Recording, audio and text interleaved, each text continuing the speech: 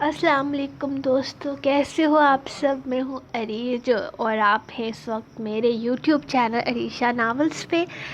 ہاں، اتنے دنوں کے بعد میں بہت دنوں کے بعد واپس آئی ہوں، کیونکہ میری اچانک سے میری خالہ کا انتقال ہو گیا کراچی میں۔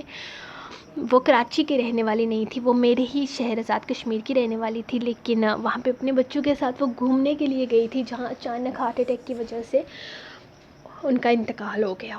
اور یہ ایک میسیج ہے میرے کچھ ریڈرز کے لیے نہیں، بلکہ ان لوگوں کے لیے جنہیں کوئی فرق ہی نہیں پڑتا کہ رائٹر جیے یا مرے، بس ہمیں ہماری ایپیسوڈ دے دو بھائی، کیسے بھی دے دو۔ تو یہ آپ لوگ بھر لو، اور باقی کچھ باتیں میرے اپنے ریڈرز کے لیے۔ سب سے پہلے تو تھینک یو سو مچ کہ آپ لوگوں نے مجھے اتنا کچھ پڑھ کر دیا، بلکہ میں بات ہی نہیں کرتی دوسروں کے بارے میں۔ بھائی لوگ، آپ لوگ اپنا پڑھو میسیج، کیونکہ ظاہری سی بات ہے، آپ لوگ میں کیا کہتی ہوں یہ سننا تو آپ لوگ پسند نہیں کرتے۔ میں بتا کر گئی ہوں کہ میرے کزن کی شادی ہے، لیکن پھر بھی کمنٹ پہ کمنٹ آ رہے ہیں کہ رائٹر صاحبہ ایپیسوڈ کیوں نہیں آ رہی۔ تو بھائی، ہماری بھی ایک لائف ہے، ہمیں بھی تھوڑی سی چاہیے ہوتی ہے جس میں نہیں ٹائم ملتا۔ میں نے کہا تھا میں کوشش کروں گی، لیکن آپ لوگوں نے سنا نہیں۔ آئی نو آپ لوگوں کو صرف ایپیسوڈ سے مطلب ہوتا ہے، تو رائٹر کیا کہتے ہیں اس چیز سے آپ کو کوئی مطلب نہیں ہوتا۔ تو میں بتا کر گئی تھی کہ میرے جو کہ کزن ہیں، میرے بھائی انگلینڈ سے آئے تھے، ان کی شادی تھی اور میرے گھر کے اندر شادی تھی، تو ایسے میں میرے پاس ٹائم نہیں تھا۔ میں نے ڈھولکی والی رات اتنی مشکل سے ایپیسوڈ ریکارڈ کی کہ آپ لوگ بھی جانتے ہیں میری لاسٹ ایپیسوڈ جس دن آئی تھی، اور اس دن میں نے کتنی مشکل سے ایپیسوڈ ریکارڈ کی تھی یہ آپ لوگوں کو پتہ ہی ہے۔ لیکن مجھے پتہ ہے کہ میں نے کس طرح سے ریکارڈ کی، یہ سننے کی آپ نے زحمت نہیں کی، آپ لوگوں نے صرف اپنا پڑھا اور نکل گئے۔ تو بھائی بات یہ ہے کہ پہلے تو شادی تھی، اور اس کے بعد میری جو خالہ ہیں، میرے بہت پیاری خالہ تھی، ان کا بہت اچانک سے انتقال ہوا۔ اتنا اچانک کہ یقین کریں، میں ابھی تک یقین ہی نہیں کر پا رہی کہ میری خالہ نہیں رہی ہمارے بیچ۔ آج شاید میں ایپیسوڈ نہیں دیتی، لیکن میری کزن نے کہا کہ روٹین پر تو تم لوگوں نے آنا ہی ہے نا واپس، تو ابھی سے تم کوشش کرو کہ تم آ سکو۔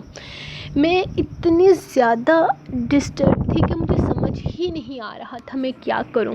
کل صبح میرا پیپر ہے، اور میں یہی سوچ رہی ہوں کہ میں پیپر دے بھی پاؤں گی یا نہیں۔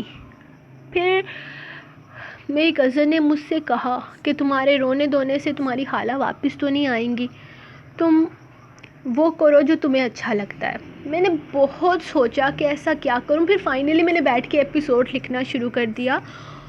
شاید ہوتا ہے یار، ہر انسان کی نا ایک ہوتی ہے کہ آپ اپنے دماغ کو کس طرف لے کر جاؤ گے تو آپ خود کو ریلیکس فیل کرو گے۔ شاید میرے ریلیکس ہونے کا یہی طریقہ ہے۔ میں اگر پورے دن میں ایپیسوڈ نہیں لکھتی نا، تو مجھے ایسا فیل ہوتا رہتا ہے کہ میں نے آج کوئی بہت خاص کام نہیں کیا۔ شاید یہ میرا ایک آپ کے ساتھ کنیکشن بنا ہوا ہے کہ مجھے آپ کے کمنٹس کے ویٹ ہوتا ہے، مجھے ہوتا ہے کہ آپ لوگ ایپیسوڈ کا ویٹ کر رہے ہوگے، شاید اس لیے۔ اور مجھے خود بھی لکھنے کا شوق ہے، تو میں نے ایپیسوڈ لکھی تو میں نے اپنے آپ کو کافی اچھا محسوس کیا۔ پھر میں نے اپنے دوستوں کو میسیج کیا کہ میں دوں کہ نہ دوں، تو سب نے کہا کہ یار تم اپنی روٹین پہ واپس آؤ۔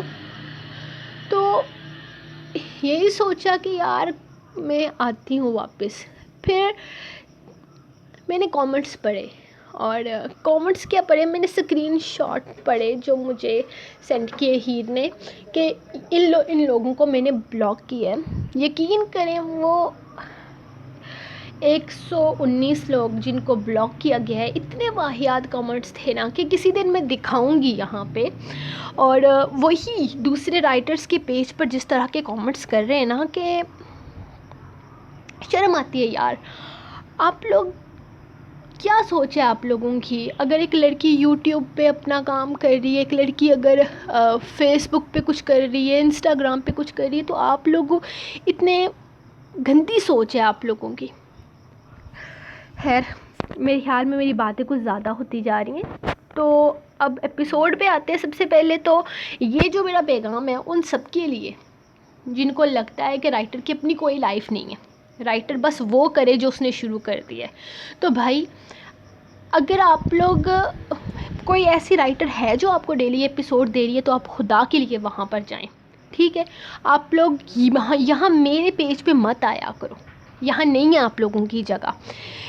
یہ ایک ریزن تھا پیپرز کا میرے کہ میں ایپیسوڈ شروع نہیں کرنا چاہتی تھی۔ 3 تاریخ کو میرا آخری پیپر ہے، 4 تاریخ کو، تو میں سوچ رہی تھی کہ 5 تاریخ کو میں جا کر اپنا نیا ناول شروع کروں گی، لیکن میرے ریڈرز کی فرمائش پر میں نے شروع کر دیا۔ بیچ میں میرے کزن کی شادی تھی تو میں نے کہا اتنا وہ کمپرومائز کر لیں گے۔ میری خالہ کا انتقال بہت زیادہ ایسا اچانک تھا کہ میں خود اس سے باہر نہیں نکل پا رہی، تو میں آپ لوگوں کو کیا بیان کروں گی۔ میری خالہ بہت اچھی تھی یار، مطلب ابھی تک وہ یقین ہی نہیں آ رہا کہ خالہ نہیں رہی ہمارے بیچ۔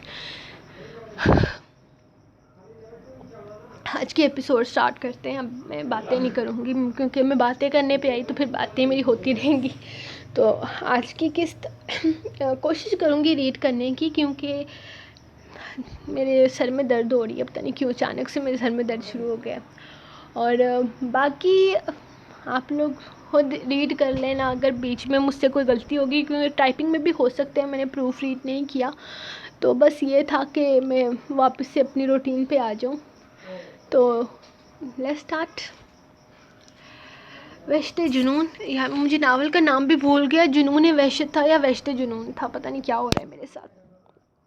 خیر واپس اپنے آتے ٹائم لگے گا، فائن میرے خیال میں 12-13 دن کے بعد میری واپسی ہو رہی ہے۔ اتنا لمبا بریک تو میں پہلی دفعہ لے رہی ہوں۔ تو وحشت جنون قسط نمبر 8، تحریر ارید شاہ۔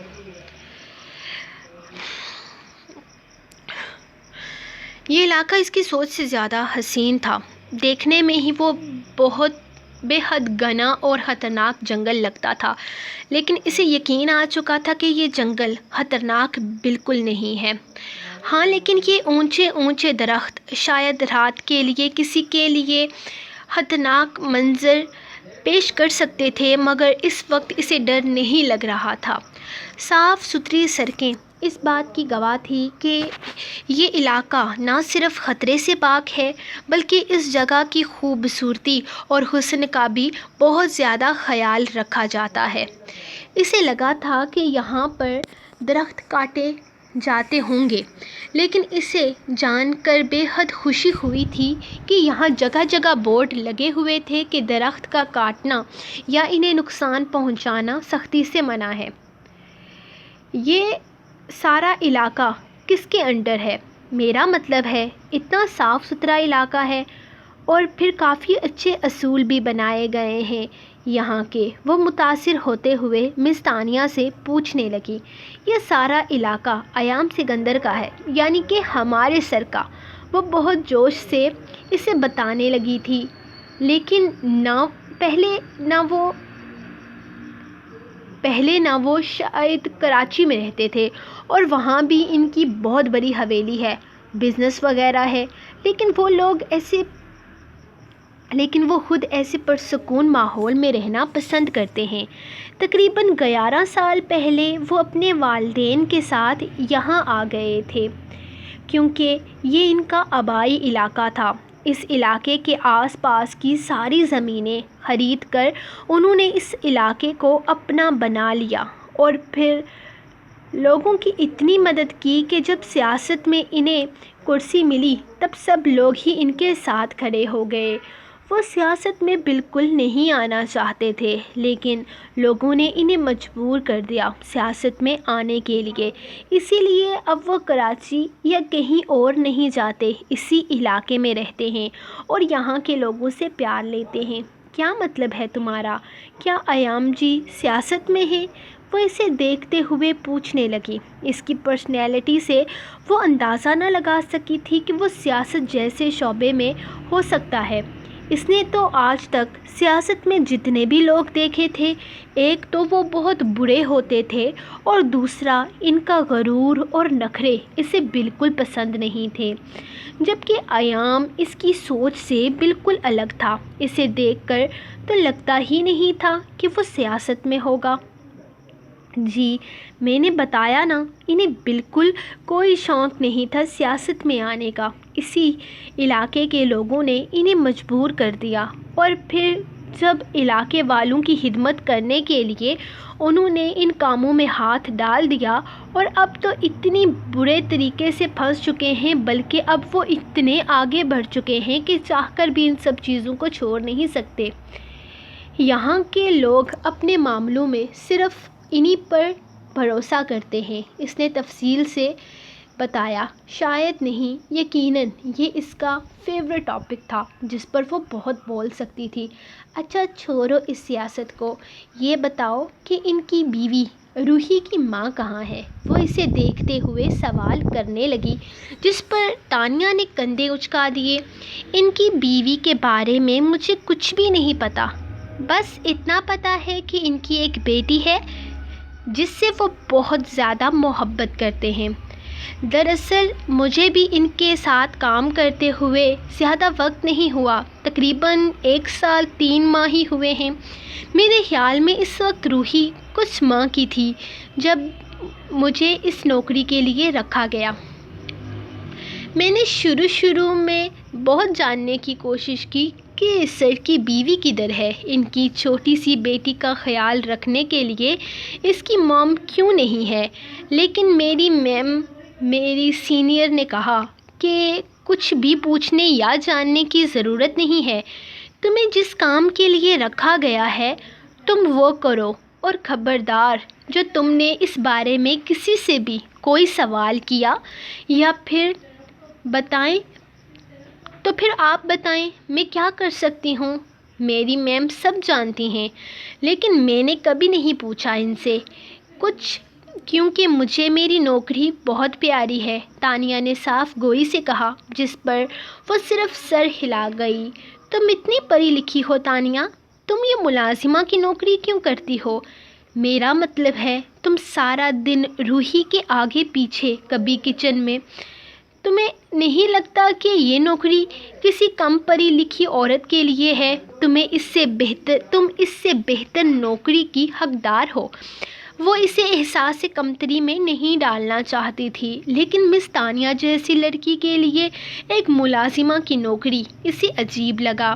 میں آپ کی بات کو سمجھ سکتی ہوں میم، بٹ میرے لیے اس سے بہتر کوئی نوکری نہیں۔ اپنی ڈگریاں لے کر میں نے بہت سے ہوس پرستوں کے در کا دروازہ کھٹکھٹایا، لیکن اس دنیا میں ایک عورت کو جینے کے لیے اپنی عزت کا سودا کرنا پڑتا ہے، جو میں نہیں کر سکتی تھی، اور میری تنخواہ کسی بھی بڑی کمپنی میں کام کرنے والے ورکر سے بہت زیادہ ہے، اور کام صرف روحی کے پیچھے پیچھے چلنا، اسی لیے میں اس کام کو بہت خوشی سے کرتی ہوں۔ میرے بہت تھوڑے سے کام سے میرے گھر کی بڑی سے بڑی ضرورت پوری ہوتی ہے، یقین مانیں جب تک سر ایام جیسے مخلص لوگ اس دنیا میں ہیں کسی کے ساتھ کچھ برا نہیں ہو سکتا۔ خیر، ہم کن باتوں میں لگ گئے، آئیں اب پہاڑی کے اوپر چلتے ہیں۔ وہاں ایک درگاہ ہے، بڑی مشہور درگاہ ہے، وہاں بہت سارے لوگ آتے ہیں منت مانگنے کے لیے۔ وہ اسے پیچھے آنے کے لیے کہہ کر خود گاڑی سے نکل چکی تھی، جبکہ روحی تو مزے سے ان کے آگے آگے چل رہی تھی۔ وہ چھوٹا سا بیگ پیچھے لگائے بہت کیوٹ لگ رہی تھی، اس کے قدموں میں لڑکھڑاہٹ تھی۔ اسے چلتے ہوئے شاید زیادہ وقت نہیں ہوا تھا، لیکن اسے گود میں رہنے سے زیادہ زمین پر خود چلنا پسند تھا۔ ویسے آپ منت مانگنے پر یقین رکھتی ہیں؟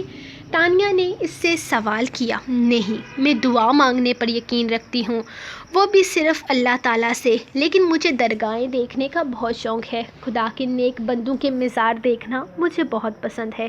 اس نے کہتے ہوئے روحی کا ہاتھ تھاما اور اپنے قدم ذرا تیز کر دیے۔ تانیہ سمجھ چکی تھی کہ وہ اس موضوع پر کوئی بات نہیں کرنا چاہتی، اسی لیے وہ بھی خاموشی سے اس کے پیچھے پیچھے چلتی درگاہ کے سامنے آ گئی، جہاں بہت سارے لوگ تھے جو یقیناً وہاں منت مانگنے آئے تھے۔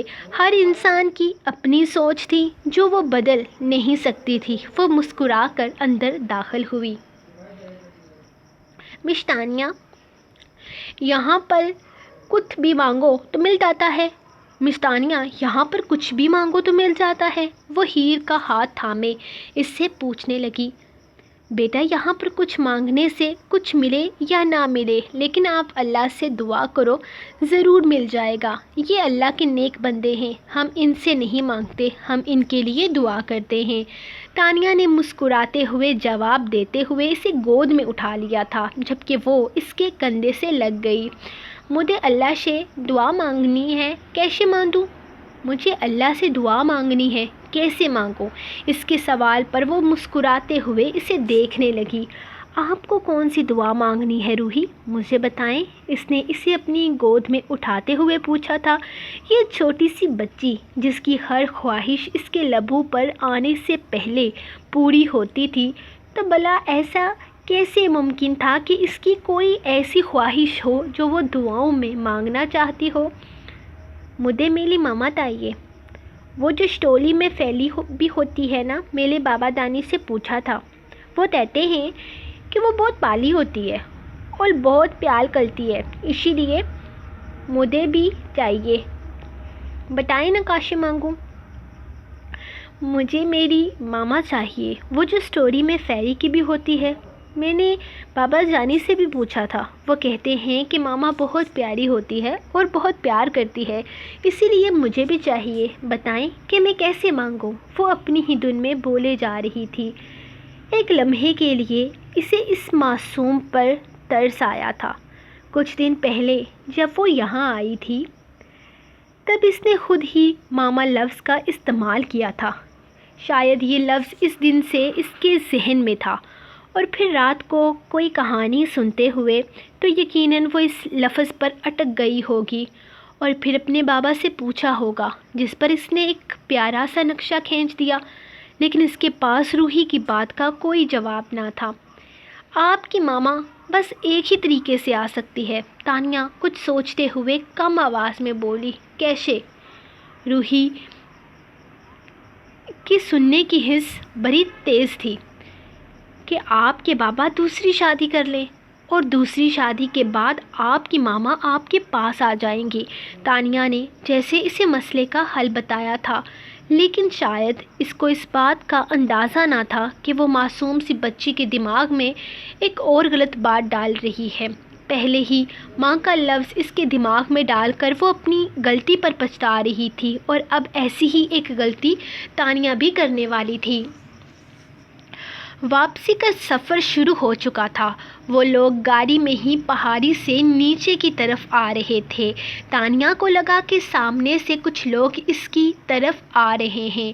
ڈرائیور خود بھی پریشان تھا، شاید وہ بھی ان لوگوں کو نہیں جانتا تھا، یا پھر وہ اس علاقے میں بالکل نئے تھے۔ مس تانیہ، کیا آپ نے ان لوگوں کو پہلے اس علاقے میں کہیں دیکھا ہے؟ مجھے یہ لوگ انجان لگ رہے ہیں، کیا یہ آپ لوگوں کے لیے بھی انجان ہیں؟ ڈرائیور نے پیچھے کی طرف دیکھتے ہوئے کہا تھا، جس پر تانیہ نے صرف ہاں میں سر ہلایا۔ وہ بھی ان لوگوں کو نہیں جانتی تھی، اور نہ ہی اس علاقے میں پہلے کبھی ایسے لوگوں کو دیکھا گیا تھا۔ امجد بھائی، میرے خیال میں پیچھے سے بھی ایک ایسی ہی گاڑی آ رہی ہے۔ تانیہ نے اچانک پیچھے کی طرف دھیان دیا تو اسے محسوس ہوا جیسے ان کے آس پاس کوئی خطرہ ہے، لیکن اس علاقے میں اس کے لیے خطرہ ناممکن سی بات تھی، کیونکہ یہ علاقہ ایام سکندر کا تھا، اور وہ لوگ ایام سکندر کے ملازم۔ ہو سکتا ہے کہ وہ لوگ کسی مسئلے کا شکار ہوں، تبھی ان سے مدد کے لیے ان کا پیچھا کر رہے ہوں۔ جی مس تانیہ، ہمیں بھی کب سے یہی نوٹ کر رہا ہوں۔ میرے خیال میں مجھے گاڑی کی سپیڈ تیز کر دینی چاہیے۔ ہمیں جلدی سے جلدی حویلی پہنچنا چاہیے۔ ہو سکتا ہے کہ کسی دشمن نے ہم پر نظر رکھی ہو۔ ہمیں کسی طرح کا رسک نہیں اٹھانا چاہیے۔ ہمارے ساتھ سر کے مہمان ہیں۔ وہ گاڑی کی سپیڈ تیز کرتے ہوئے ان لوگوں کے قریب سے گاڑی تیزی سے نکال کر لے گیا، لیکن دوسری طرف شور مچ چکا تھا۔ وہ لوگ سچ میں ان کے پیچھے لگ چکے تھے۔ اس بار انہیں یقین ہو گیا تھا کہ وہ کوئی مدد کے طلبگار نہیں بلکہ یہ لوگ ان کے لیے خطرہ ہیں۔ یہ سب کون ہیں مستانیہ، اور یہ ہمارا پیچھا کیوں کر رہے ہیں؟ خیریت تو ہے نا؟ کوئی خطرے والی بات تو نہیں؟ ہیر گھبراتے ہوئے روحی کو اپنے ساتھ لگا چکی تھی۔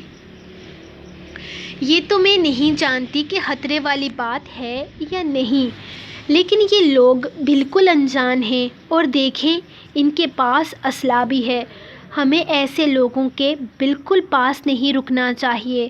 ہو سکتا ہے کوئی خطرے والی بات ہو، اکثر سر پر حملے ہوتے رہتے ہیں، اور سب لوگ جانتے ہیں کہ سر کے جگر کا ٹکڑا، سر کی کمزوری صرف اور صرف روحی ہے۔ سر اپنی بیٹی کے لیے کچھ بھی کر سکتے ہیں، یہ بات سر کے ہر دشمن کو پتہ ہے، اور وہ اس پر حملہ کروا سکتے ہیں۔ سر کو کمزور کرنے کے لیے جلدی چلیں امجد بھائی، گاڑی روکنے کی بالکل ضرورت نہیں ہے، تانیہ نے سمجھداری کا مظاہرہ کرتے ہوئے کہا تو امجد نے گاڑی کی سپیڈ اور بھی تیز کر دی۔ اللہ خیر کرے، وہ بے ساختہ بولی تھی، جبکہ امجد جتنا ہو سکے اتنا گاڑی کی سپیڈ کو تیز کر چکا تھا۔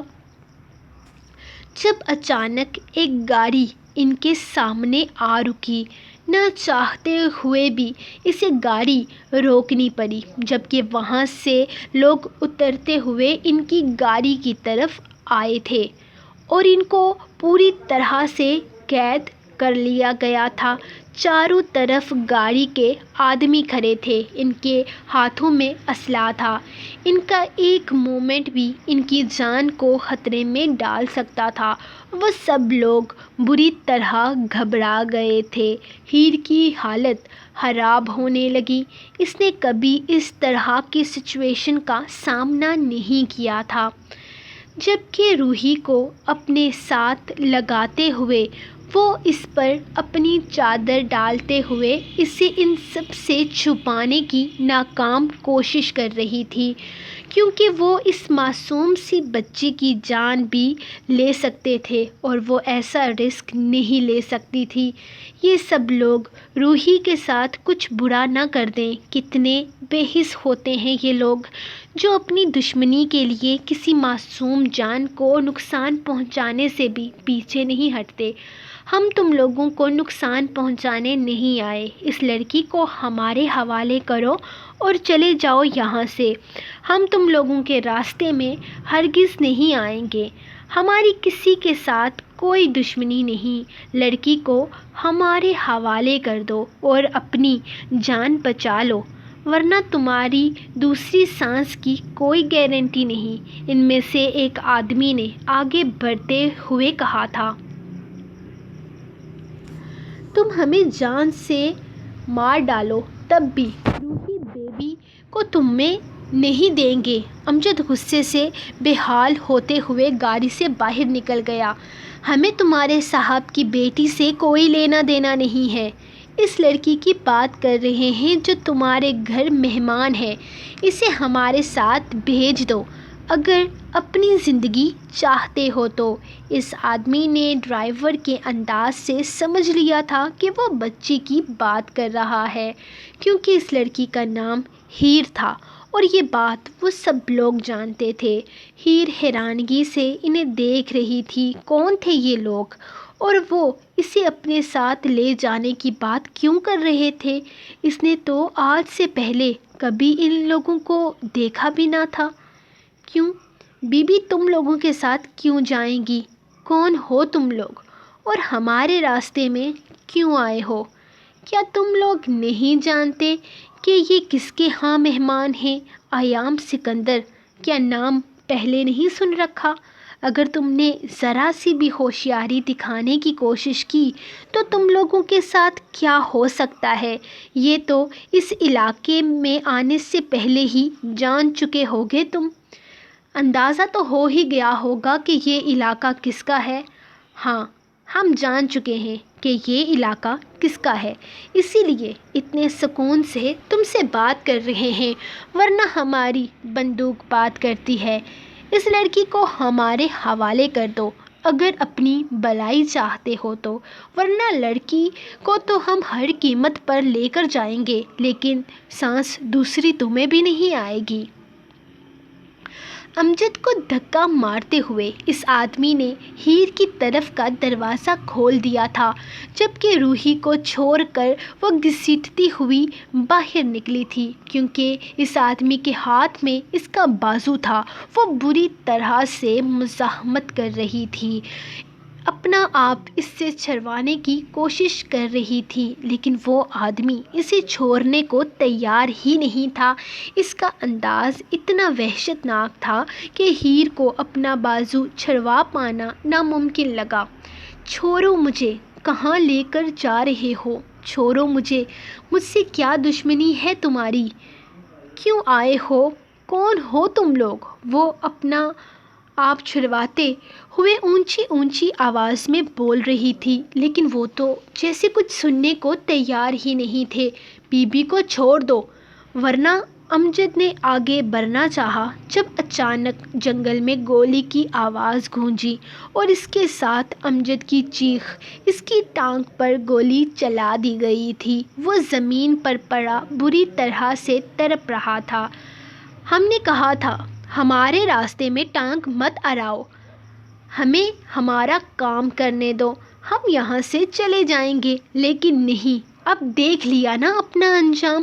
اچانک ہیر کو بازو سے پکڑتے ہوئے وہ اپنے ساتھ گھسیٹنے لگے تھے، جبکہ تانیا کے اوپر سے بندوقیں نیچے کرتے وہ سب لوگ اپنی اپنی راہ لے چکے تھے۔ روحی روئے جا رہی تھی، چلائے جا رہی تھی کہ ہیر کو چھوڑ دو، لیکن روحی تو ان کے لیے کوئی خطرہ نہ تھی، یا شاید روحی کو نقصان پہنچا کر وہ لوگ ایام سکندر سے پنگا نہیں لے سکتے تھے۔ ہیر بری طرح سے رو رہی تھی، وہ لوگ اسے اپنے ساتھ لے کر جا رہے تھے۔ اسے کیوں لے کر جا رہے تھے؟ وہ اس کے ساتھ کیا کرنے والے تھے؟ کچھ بھی تو نہیں جانتی تھی وہ، بس وہ چلاتے ہوئے ان سے اپنا آپ چھڑوا رہی تھی۔ کیا بگاڑا تھا اس نے ان لوگوں کا، جو وہ اس کے ساتھ یہ سب کچھ کر رہے تھے؟ کہیں سعد نے جس خطرے سے بچنے کے لیے انہیں یہاں بھیجا تھا، یہ وہی خطرہ تو نہ تھا؟ یا اسے کسی غلط فہمی کا شکار ہو کر اپنے ساتھ لے کر جا رہے تھے؟ کچھ تو تھا جو اس کی سمجھ سے بہت باہر تھا۔ وہ اپنے آپ کو بچانے کے لیے ہر ممکن کوشش کر رہی تھی، جب اس آدمی نے ایک زوردار تھپڑ مارتے ہوئے اس کا منہ بند کر دیا۔ سو گائز، یہ رہی آپ لوگوں کی آج کی ایپیسوڈ۔ میں کوشش کروں گی کہ میں کل تک ایپیسوڈ لکھوں، اور اگر میں نہیں لکھ پائی تو میں پرسوں دے دوں گی، کیونکہ آج کل آپ کو پتہ ہے کہ گھر میں بہت زیادہ مہمان آ رہے ہیں، اور میرا بھی زیادہ تر وقت میری خالہ کے گھر پہ گزر رہا ہے، کیونکہ ان کی بیٹی کے ساتھ میری بہت اچھی فرینڈ شپ ہے۔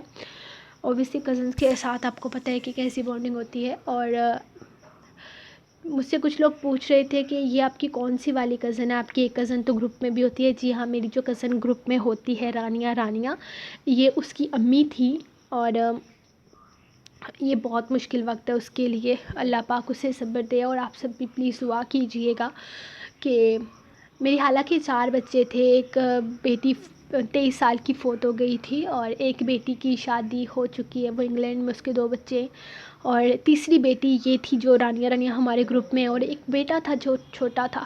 اور اللہ پاک نے بہت مشکل میں ڈال دیا ان لوگوں کو۔ ماں کا نقصان کوئی پورا نہیں کر سکتا، اور بے شک یہ ان کا بہت بہت بڑا نقصان ہے۔